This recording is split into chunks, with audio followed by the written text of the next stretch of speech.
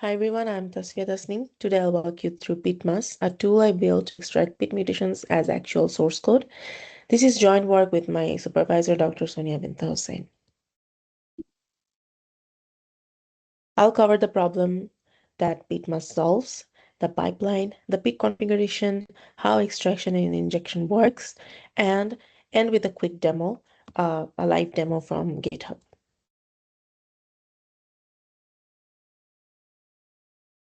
So PIT is the standard mutation testing tool for Java, but it operates entirely at the bytecode level.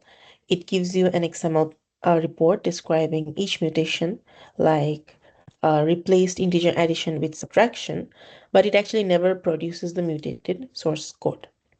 But for a research, especially anything involving LLMs or datasets, we need actual source level mutations, compilable mutant source files, full method bodies with mutations, Javadoc, and the metadata for the dataset. And PITMuS actually bridges this gap. So the main scripts is under the scripts folder. There are two output locations. One is PITMuS dataset that holds the method level dataset, and there is another test projects that holds PAR files, CSVs, and injected mutants. And also the test project will have the subject project, the Java project that you want to save the source, the PIT source files from.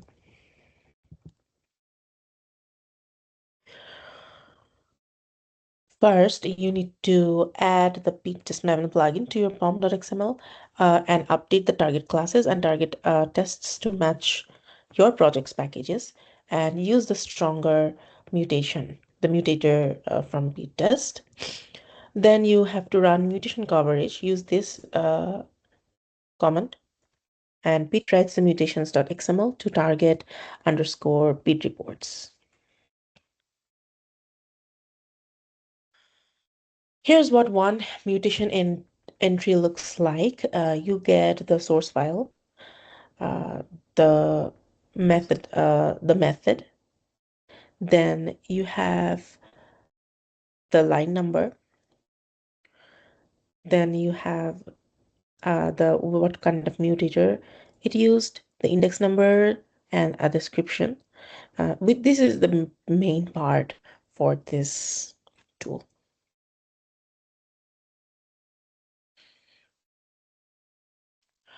So extract.py has two modes. The first one is the dataset mode. It produces method level dataset, which has full methods plus Javadoc. And then there is filewise mode that produces one CSV per source file. Both tokenize with Javalang, and they run JavaP for the bytecode mapping to point the exact operator that PIT is mutating. So why are we using the bytecode? This is a classic example. So this array copy has multiple operations. The first one is index plus 1. The second one is length plus index. PIT generates two mutations for this, both described as replaced integer addition with subtraction. It's the description for the same line, but there are different operators. So what PITMuS does, it parses the JavaP output, the .class file, and uses the PIT's index field to know whether it's the first or the second one. So when the index is 42, it's the index plus 1, and you see this is changed. And when it is index is 48, it's actually pointing to length plus index, and the 2 is changing that only, and the remaining stays untouched. The filewise mode gives you a CSV per class with original line, mutated line, file path, line number, description, and coverage tests. The dataset mode gives you two row-aligned files, the mutated methods.csv with full bodies, the mutated method bodies, and the Javadoc, and the metadata for that method.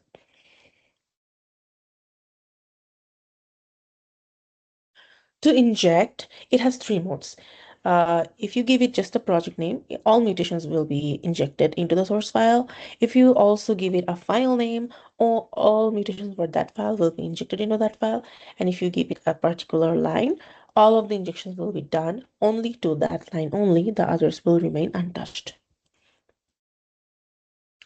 We handle all 11 mutators in PIT a stronger group, boundary, math, conditionals, increment, return, and bitwise, all validated on the real projects, and these are from PIT documentation from their website. So there are 7 steps internally. It first parses the XML, it loads the source code, it loads the bytecode to resolve discrepancies, it resolves the occurrences, it applies the mutation into the source code, and it extracts the method to save into the CSV file.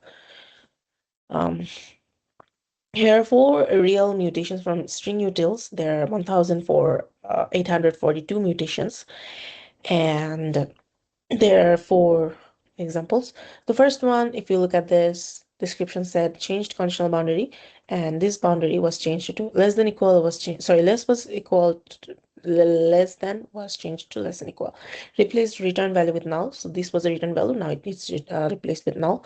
Removed conditional, replaced equality check with true. See, this was the equality check, and now it's only true. Change the increment from 1 to -1. So this was incrementation. Now it's minus. It's basically decrement.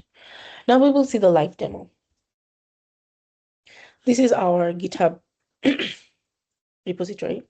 It has a very detailed README file. You can find all the commands and all the instructions there. The first thing would be to clone the GitHub file. First thing would be to cloning our Git repository to your machine.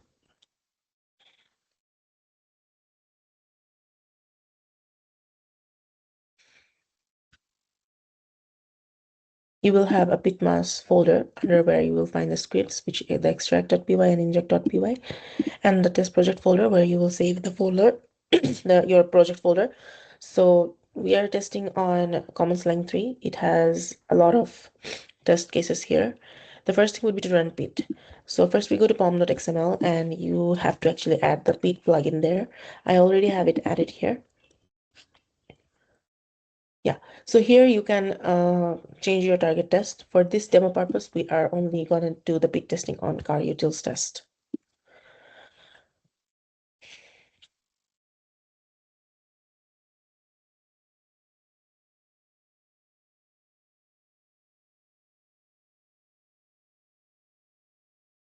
So we need to actually go to the project folder.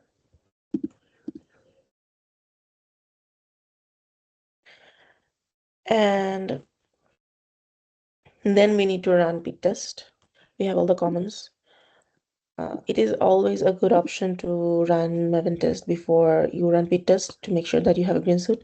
So we run the car utils. We run Maven test only on car utils. And here you will see that it's all tests are passing, so it's a green suit. And the mutation testing is done. Of course, the coverage is very low because we are only running pit on one small test file. So under target, there is pit reports. Here, all the mutations are saved here. And you see these are basically some XML tags. From this information, we will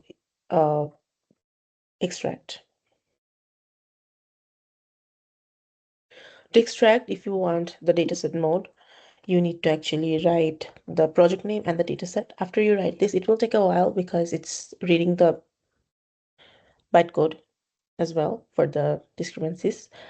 So it takes a little while, and after it's done running, it will save the dataset with method bodies and the mutated method body.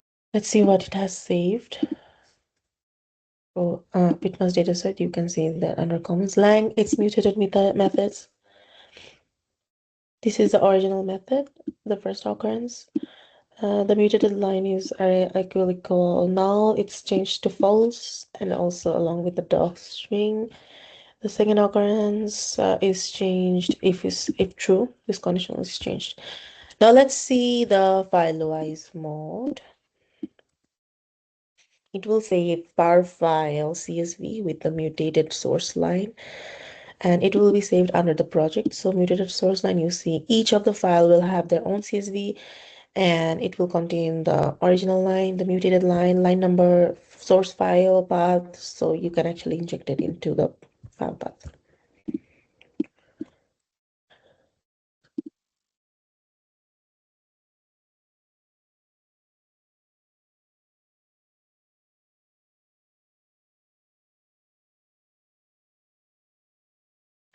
All of these are done. Let's run annotation utils.csv. So if you only write inject.py with your project name, it will mutate all of the projects, all of the files. I don't want that. I only want to run this on abstract circuit breaker. Okay. So for that, we need to actually write abstract circuit breaker.java.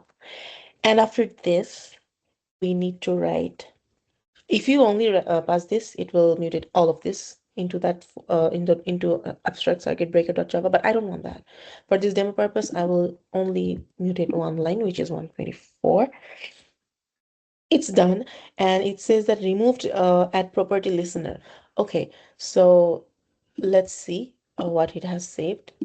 It will be saved in injected mutants folder. This is abstract line circuit breaker. We go to line number 124. Yeah, so the method is removed, but let's see the original file to actually see side by side how this mutation was injected.